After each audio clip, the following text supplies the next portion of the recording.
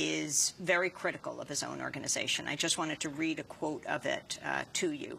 He says, leaders of Human Rights Watch know that Hamas and Hezbollah chose to wage war from densely populated areas, deliberately transforming neighborhoods into battlefields. They know that more and better arms are flowing into both Gaza and Lebanon are poised to strike again, and they know that this militancy continues to deprive Palestinians of any chance for peaceful and productive life they deserve.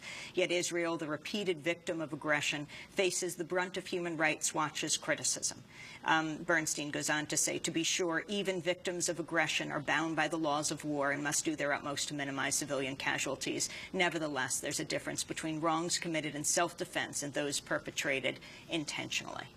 Those are the words of Robert Bernstein criticizing his own group, Human Rights Watch. Your response, Amira Hass. It's very Orwellian, very Orwellian.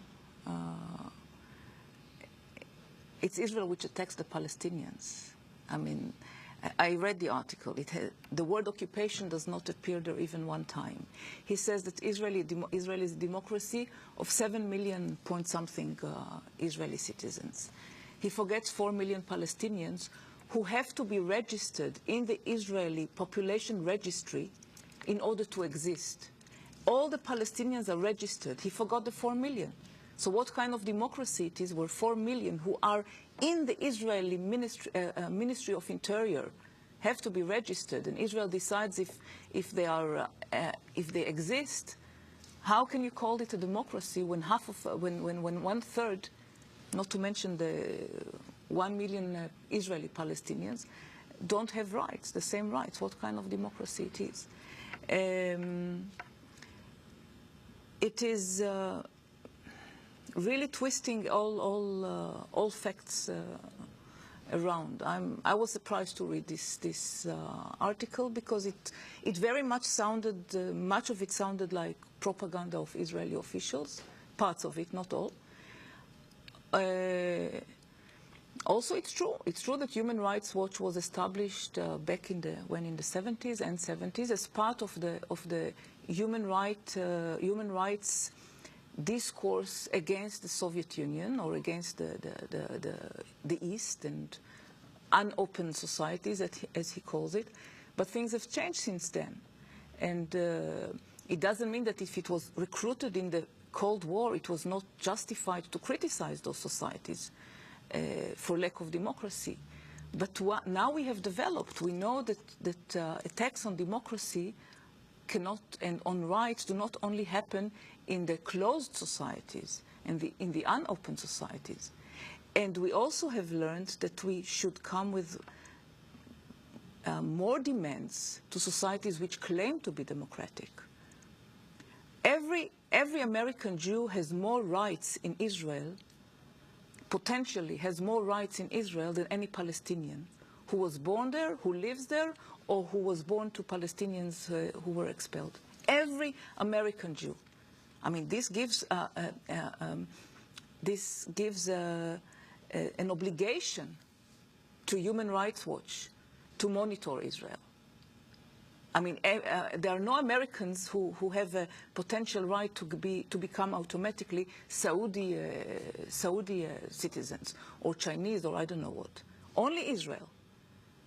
So you have an obligation to monitor to what extent it protects or abides by internationally accepted obligations and human rights. So these things are completely forgotten, and many more. I mean, it's factually. I mean, there are many things to argue with him, I think, and also value-wise, many things to argue, and maybe I'm sure that people will answer. And finally, Amira, can you comment on your vision of the future in Israel and the West Bank and Gaza? And there's murmurs in the press of a third intifada. What's your view from living in Ramallah? You know, Israeli journalists who are connected to the military always talk about the third intifada like the broadcaster, weather broadcast, you know, like, okay, there is some clouds, there will be rain, there will be no rain, completely devoid of any real sociological analysis, not to mention analysis of which is based on the analysis, which is based on understanding of what occupation is and what oppression is. This is, I think, almost a nature law, that when you have oppression, sooner or later there will be explosion against this oppression. Will it be successful? Will it be clever? Will it be intelligent? Will it be stupid? We don't know. The second Intifada was a disaster. It was a disaster for many reasons, and we don't have the time. But the main reason is that it was a reflection of people's anger with this discrepancy, terrible discrepancy between the official language and the reality of no rights, of and by the way, economically wise, it was good. It was not bad. It was not for strict economical reasons, but it was for this: you are promised liberty, you are promised freedom, you are promised a state, you are promised independence, and what you get are Bantustans and growing Israeli settlements and disconnecting Gaza from the West Bank. So there was an explosion. But then, for internal reasons, there was the militarization of this uprising, used by Arafat in order to hush criticism against Arafat, escalated by Israeli excessive use of power, lethal power, to disperse demonstrations that were very benign before the shooting to the air. And then Hamas used this and others to show that they are for their internal Palestinian struggle, a competition over popularity. So they were competing over who can kill more Jews. So this for me was a very a big failure. But the uprising started for genuine reasons, and so will the next uprising. Because this discrepancy, this Israeli control over every step of Palestinian life still goes on, and it's even worse, and the world doesn't know. People do not associate now the Israeli regime with the terrible restrictions on freedom of movement, like it was in South Africa. Everybody knew during South Africa, during apartheid, that there is a pass system. Now people do not know about. I was asked by a very nice Jewish woman, close to Peace Now. She asked me, are there any Palestinian journalists doing like what you are doing, living in Israel and reporting about Israel?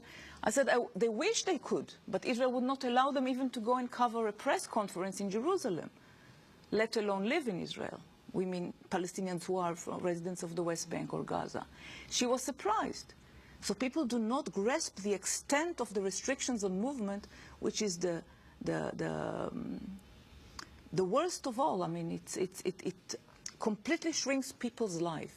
Not to mention how Gaza is a huge, how would I say, detention camp for 1.5 million people who could not move more than 30 kilometers or 40 kilometers in the past 10 years or 12 years. Amira Hass, we want to thank you very much for being with us. Amira Hass, regular columnist with the Israeli newspaper Haaretz, just won the 2009 Lifetime Achievement Award from the International Women's Media Foundation. Her last book is about her mother, who survived a Nazi concentration camp and moved to Israel. Her book is called Diary of Bergen-Belsen, 1944 to 1945, written actually by Amira's mother. And that does it for this segment of the show. Thank you, Amira. Thank you. We'll be back in a minute. Thank you.